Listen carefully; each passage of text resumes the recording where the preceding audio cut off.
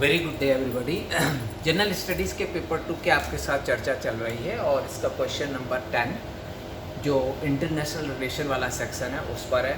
एक बात जो मुझे पहले ही बतानी है आपको वो ये कि कई बच्चों के दिमाग में ये बात बैठी है कि आईआर के लिए उनके पास बहुत ही बड़े मतलब स्पेशलाइज्ड नॉलेज होना चाहिए। ऐसा कुछ नहीं है। यूपीएससी का जो मानक है वो ये मानता है कि आपको एक सामान्य समझ होनी चाहिए, न्यूज़पेपर पढ़ करके जो समझ विकसित होती है, क्योंकि आप डिप्लोमेट नहीं हैं और नहीं आप किसी यूनिवर्सिटी के प्रोफेसर हैं कि आप बहुत डीप अंडरस्टैंडिंग रखें। और उससे भी बड़ी बात जो आपको ध्यान रखनी है, इसलिए कई लड़के जो है ना आईआर को लेकर के बड़ा एक तरह का फोबिया क्रिएट करते हैं माइंड में कि पता नहीं वो कितना डीप चले जाते हैं, उससे उनकी तैयारी जो अनबैलेंस्ड हो जाती है, तैयारी ही अनबैलेंस्ड हो जाती है, क्योंकि वो इस पोर्शन को आवश्यकता से अधिक मतलब अटेंशन देते हैं। क्योंकि ये तो वास्ट है बहुत ज़्यादा आईआर, ये तो पूरा ही एक मतलब पोस्ट ग्रेजुएशन का एक पूरा ही है, बल्कि कई कई तो एमफिल होते हैं, कई इंडो अफ्रीका रिलेशन और इंडो साउथ एशियन रिलेशन पे तो पूरी पीएचडी होती है। तो वो तो करना नहीं है, 150 वर्ड में सारी बात लिखनी है।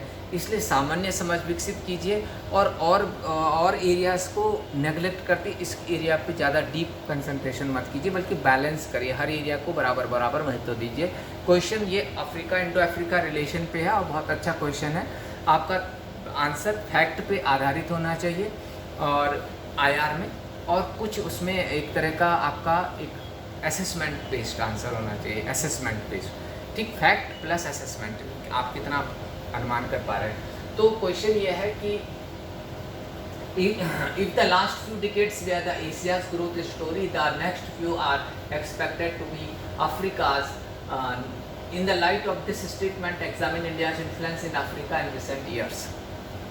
यदि पिछले कुछ दशक एशियाई देशों के विकास के थे, तो आने वाले कुछ दशक अफ्रीका के विकास के होंगे। निश्चित रूप से विशेषकर एशिया में जो 7 टाइगर्स, ठीक है, साउथ एशियन टाइगर्स के विकास की ग्रोथ स्टोरी रही, उसने काफ़ी विश्व का ध्यान खींचा था। लेकिन अब एक तरह से वो स्टेगनेशन स्टेज वहाँ पे आ चुकी है। एशिया में ग्रोथ ठीक है, कुछ कंट्रीज़ बहुत अच्छा अभी भी कर रहे हैं, बट जो भविष्य है ग्रोथ का, इकोनॉमिक ग्रोथ का, वो अफ्रीका महाद्वीप में बहुत अच्छा है, क्योंकि वहाँ विकास की पॉसिबिलिटी जब सबसे ज़्यादा है और जो जितना तेज़ डेवलप्ड करता है वो धीरे धीरे डेवलपिंग के एक सैचुरेशन स्टेट को प्राप्त कर लेता है। तो अब एशिया के बहुत सारे देश धीरे धीरे हायर ग्रोथ रेट को अब के सैचुरेशन पॉइंट पे हैं, लेकिन अफ्रीका में अभी स्थिति बाकी है, विकास होने की संभावनाएं सबसे ज़्यादा है। क्या फैक्ट है, 3 हेड में मैंने आंसर लिखा है, मेरे आंसर में भी कुछ वर्ड्स ज़्यादा है, आपको इससे भी कम लिखना है, क्योंकि 150 वर्ड में ही आंसर लिखना है। आप कितने डिसिप्लिन्ड हैं रूल्स एंड रेगुलेशंस को फॉलो करने में, ये आपके आंसर से एग्जामिनर को पता चलता है। Bureaucracy is all about rules and regulation. 3 fact हैं कि भाई, पहला कि facts about the Africa's growth, दूसरा है India's bargaining engagement with Africa, और तीसरा फ्यूचर पर्सपेक्टिव। तो पहला कि facts about Africa's growth, Africa की ग्रोथ के बारे में तथ्य क्या है। पहला तथ्य, with the population over 1 billion people on combined GDP of $2.5 trillion, the African continent represent a massive prospective market। एक तो बहुत बड़ा मार्केट के रूप में भविष्य में अफ्रीका उभर रहा है, क्योंकि वहाँ पे करीब 1 बिलियन की पॉपुलेशन प्लस जो 2.5 ट्रिलियन की वो GDP सब मिला करके दर्ज करते हैं। तो एक बहुत बड़ा मतलब डेवलपमेंट का एरिया है, मार्केट के रूप में ग्रो हो रहा है। दूसरा कि in the last decade real GDP in Africa has expanded at the rate that is more than double that of the 80s और 90। 80 और 90 में जब एशियन ग्रोथ सबसे ऊपर चल रही थी, उसकी ग्रोथ रेट की तुलना में जो 80 और आज की जो ग्रोथ है अफ्रीका में वो डबल है।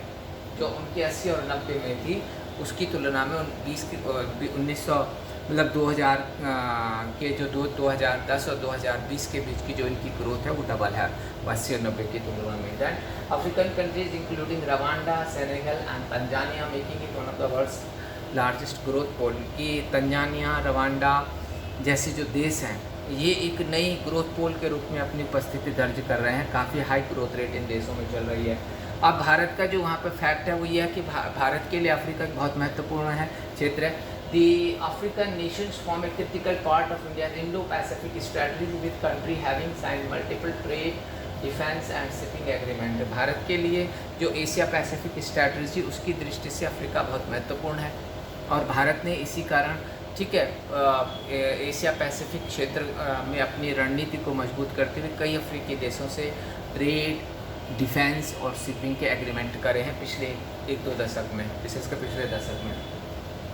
अब India's bargaining engagement with Africa क्या है, इंडिया का एंगेजमेंट क्या है, ठीक। Under the India's landmark vaccine मैत्री, India's landmark vaccine Maitri initiative, India gifted 150 metric tons of the medical supplies to 25 African countries। 25 अफ्रीकी देशों को 150 टन चिकित्सीय सामग्री भारत ने उपलब्ध कराई अपनी वैक्सीन मैत्री के अंतर्गत, जो कि आपने पिछले 2 सालों में ही आपका है, क्योंकि ये पूछ ही रहा है कि in recent years India's influence in recent year, तो रिसेंट ईयर में यही आता। पिछले एग्रीमेंट जो है 90 के 2000 वर्ष 10 साल 20 साल पुराने, उनको कोट करने का कोई मतलब नहीं जब सीधे ही बोल रहा है कि रिसेंट ईयर्स में, तो रिसेंट ईयर में वैक्सीन मैत्री आ गई। दूसरा, in addition India supplied 25 million doses of vaccine that were produced within the country to 42 countries of the Africa region। Africa क्षेत्र के 42 देशों को 25 मिलियन डोज वैक्सीन की भारत ने भेजी है। ये भी एक उपलब्धि है। पहली लहर के बाद भारत सप्लाई कर रहा था, दूसरी लहर जब आई भारत में तो भारत खुद ही जो है टूट गया था उस दूसरी लहर में, तो इस कारण ये थोड़ा रुका, विलम्ब हुआ इसको इस काम में आगे, लेकिन अब फिर से ये आपका रिन्यू हो चुका है। Then under the Indian technical and economic cooperation ITEC initiative, India is investing in capacity building for offering more than 1 billion in technical assistance and training professionals। Bharat और चीन की रणनीति में अंतर है। चीन सस्ते लोन दे करके जैसे श्रीलंका को फंसाया अपने ऋण जाल में, ठीक है, कुछ हद तक नेपाल को, तो वैसे ही अफ्रीका में भी वो कर रहा है।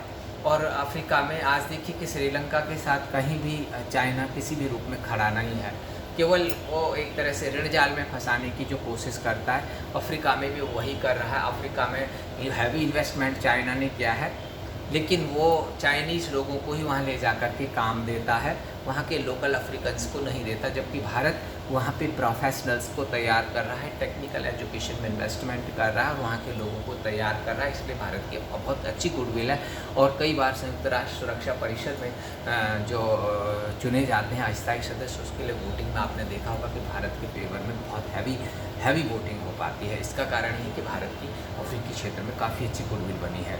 अब दूसरा कि फ्यूचर की पर्सपेक्टिव क्या है, African countries with their long coast line along the Indian Ocean do have a significant role to play when it comes to India-Pacific region as well as augmenting India's strategy with respect to maritime security। ठीक, maritime हमारी जो समुद्री सुरक्षा है, ठीक, चीन के साथ हमारे तनावपूर्ण संबंधों को देखते हुए हमें अफ्रीका के साथ अपना जो समुद्री सुरक्षा है उसके लिए कोस्टल लाइन के जुड़े हुए देशों के साथ बहुत अच्छे संबंध बनाने हैं।